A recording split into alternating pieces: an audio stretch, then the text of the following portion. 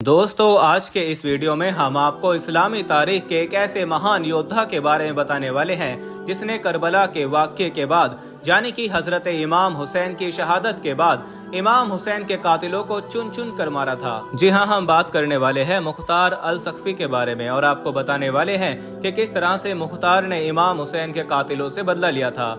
जानकर आप सभी का दिल खुश हो जाएगा, इसलिए आप इस वीडियो को आखिर तक जरूर देखें। और अगर आपको हजरत इमाम हुसैन से मोहब्बत है तो कमेंट बॉक्स में या हुसैन लिखकर अपने दोस्तों में शेयर कर दें ताकि सारी दुनिया इन जालिमों का अंजाम देख सके। तो चलिए दोस्तों, शुरू करते हैं। दोस्तों, मुख्तार अल सकफी की पैदाइश सन 622 ईस्वी में सऊदी अरब के अल ताइफ में हुई थी। इनके वालिद का नाम अबू उबैदा अल सकफी था। इनके बारे में कहा जाता है कि ये जंग के मामले में इतने काबिल और समझदार थे कि इनकी चर्चा उस वक्त दूर दूर तक की जाती थी। अमीर मुख्तार अल सकफी का नाम अहले बैत के उन चाहने वालों में शुमार किया जाता है जिनको दुनिया वाले ता कयामत याद रखेंगे। कहा जाता है कि एक मर्तबा मुख्तार अपने बचपन में खेल रहे थे, तभी हजरत अली ने मुख्तार को देखा और इनको अपनी गोद में उठाते हुए प्यार करने लगे और कहने लगे कि ये वही बच्चा होगा जो आगे चलकर मेरे हुसैन के कातिलों से बदला लेगा। और इसके कुछ सालों के बाद में हुआ भी कुछ ऐसा ही। हजरत इमाम हुसैन की शहादत के बाद जिस तरह से मुख्तार अल सकफी ने इमाम हुसैन के कातिलों से बदला लिया, उसको इतिहास के पन्नों में हमेशा सुनहरे अक्षरों में लिखा जाएगा। मुख्तार अल सकफी जो कि किसी सल्तनत का बादशाह नहीं था और न ही किसी इलाके का कोई हुक्मरान था और न ही इसके पास कोई दौलत और ताकत थी, मगर इसके दिल में आले मोहम्मद की मोहब्बत थी। ये हजरत इमाम हुसैन का एक सच्चा चाहने वाला था।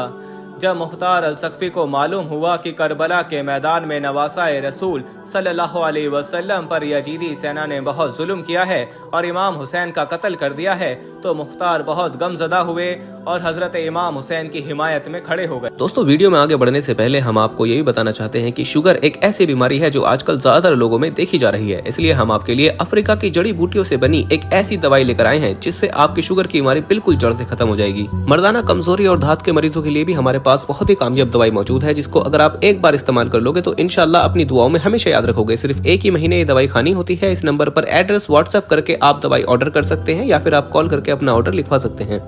फिर अल्लाह की कुदरत ने इनका साथ दिया और यह मामूली सा इंसान कूफी का मालिक बन गया। मुख्तार अल सकफी ने कूफी का बादशाह बनने के बाद सबसे पहला जो हुक्मनामा जारी किया वो ये था कि जिसके भी घर से इमाम हुसैन की कातिलों की कोई निशानदेही मिलती हो, जिसने भी इन जालिमों को पनाह दे रखी हो, तो उसके मकानों की बुनियाद तक को उखाड़ दिया जाए और पनाह देने वालों के खानदानों के खानदान को मार दिया जाए। दोस्तों, अल्लाह की कुदरत देखिए कि आज से पहले जिस कूफा में इब्ने जियाद ने यह ऐलान किया था कि जिस घर से हजरत मुस्लिम और इनकी बच्चों की इत्तला मिलेगी उस घर को उखाड़ दिया जाएगा, आज उसी कूफा में मुख्तार का यह ऐलान था कि जिसने भी इमाम हुसैन के कातिलों को पनाह दे रखी है उसकी गर्दन उड़ा दी जाएगी। वो कूफा वाले लोग जिन्होंने हजरत इमाम हुसैन के साथ में धोखा किया था, दगाबाजी की थी और बेईमानी की थी, आज मुख्तार का ये खौफनाक ऐलान सुनकर वो लोग कांप गए और पहाड़ों और जंगलों में जाकर छुपने लगे।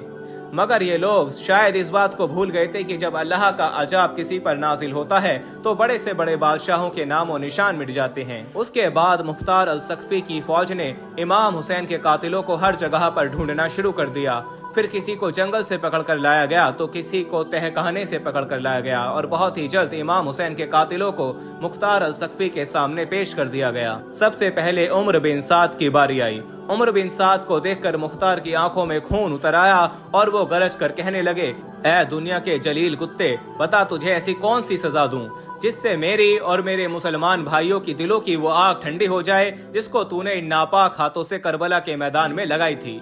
उमर बिन साद यह सुनकर गिड़गिड़ाने लगा और हाथ जोड़कर कहने लगा, मैं बेकसूर हूँ, मैं यजीद और इब्ने जियाद के हुक्म के आगे मजबूर हो गया था, लिहाजा मुझ पर रहम किया जाए।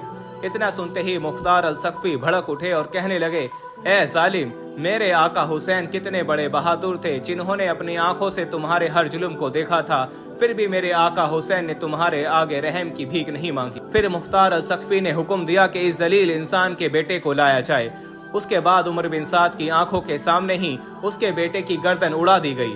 ताकि जालिम उमर बिन साद को ये मालूम हो जाए कि अली अकबर की लाश को तड़पते हुए देखकर हजरत इमाम हुसैन के दिल पर क्या गुजरी होगी। फिर उमर बिन साद की आंखों के सामने उसके बेटे की लाश तड़पने लगी और यह जालिम रहम की दुहाई करता रहा। इतने में मुख्तार ने तलवार से इसका भी सर उड़ा दिया। उमर बिन साद को जुल्म की सजा देने के बाद सिमर को पेश किया गया।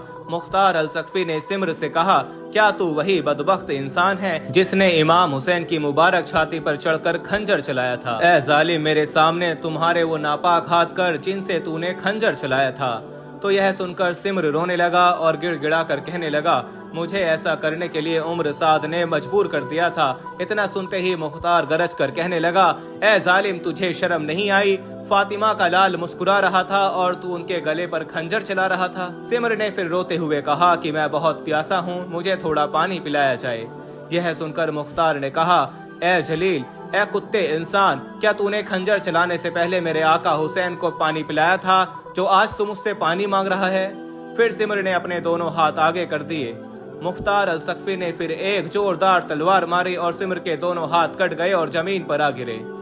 उसके बाद मुख्तार ने सिमर के गले पर खुद खंजर चलाया और उसको जहन्नुम वासिल कर दिया। सिमर को उसके किए की सजा देने के बाद मुख्तार अल सकफी के सामने हुरमला को पेश किया गया। मुख्तार ने हुरमला से कहा, क्या तू ही वो जालिम इंसान है जिसने मेरे आका हुसैन की झोली में मासूम अली असगर के हलक पे तीर मारा था?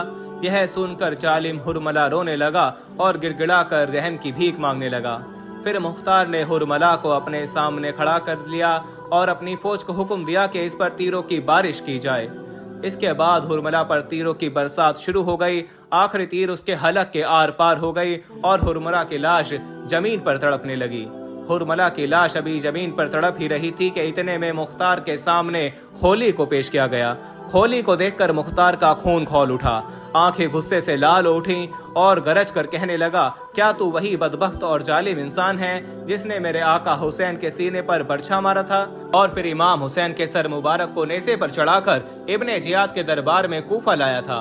ए जालिम इंसान, मैं तुझे जितनी भी सजा दे दूं तब भी मेरा कलेजा ठंडा नहीं होगा। फिर मुख्तार ने हुक्म दिया कि इस जालिम के पहले दोनों हाथ काटे जाएं, फिर इसके दोनों पांव काटे जाएं, फिर इसके सीने पर एक बर्छा मारकर इसको भी जहन्नम वासिल कर दिया जाए, फिर इसका सर काट कर नेज़े पर चढ़ाया जाए और गली गली में घुमाया जाए। उसके बाद जल्लादों ने उसके साथ ऐसा ही किया। अब इधर इब्ने जियाद, जो कि आले मोहम्मद की हरी भरी साखों को काट कर इनके महकते हुए फूलों को तोड़कर आराम से बेखौफ बैठा हुआ था, मगर इस जालिम को ये मालूम नहीं था कि मुख्तार की शक्ल में कहरे इलाही नमूदार हो चुका है। इसके इशारों पर नाचने वाले उमर बिन साद और खोली जैसे जालिम अपने जुल्मों की सजा पा चुके हैं। इसके बाद मुख्तार अल सकफी ने इब्राहिम को हुक्म दिया कि एक भारी फौज के साथ इब्ने जियाद पर हमला किया जाए और उसको जिंदा या मुर्दा मेरे सामने पेश किया जाए। फिर ऐसा ही किया गया। हमले में इब्ने जियाद कुचला गया, फिर उसका भी सर नेज़े पर चढ़ाकर मुख्तार के सामने पेश किया गया। उसके बाद मुख्तार अल सकफी ने हुक्म दिया कि अब हर वो शख्स जो करबला के मैदान में उमर बिन साद के साथ था, उन सब का कत्ल कर दिया जाए। जिन्होंने नहर फरात पर कब्जा किया था, जिन्होंने करबला के मैदान में लाशों पर घोड़े दौड़ाए थे, जिन्होंने करबला के मैदान में तीर चलाए थे, उन सब का खात्मा कर दिया जाए। उसके बाद में ऐसा ही किया गया। हर उस जालिम इंसान को चुन चुन कर मारा गया जो करबला के मैदान में उमर बिन साद के साथ था। इन सब का कत्ल करने के बाद भी मुख्तार अल सकफी कहने लगे कि अभी तक मेरे कलेजे की आग नहीं बुझी है। ये तो मैंने सिर्फ अपना फर्ज अदा किया है। अभी तो उस जालिम की बारी है जिसके इशारों पर ये सब कुछ हुआ था। उसके बाद में यजीद की तलाश शुरू हो गई, मगर जैसे ही मुख्तार के लोग यजीद तक पहुंचे तो उन्होंने देखा कि उस पर अजाब इलाही पहले ही आ चुका है। वो अपने बिस्तर पर तड़प रहा था, उसके हलक से पानी का एक कतरा भी नहीं उतर रहा था। फिर ऐसे ही तड़प तड़प कर यजीद भी मर गया।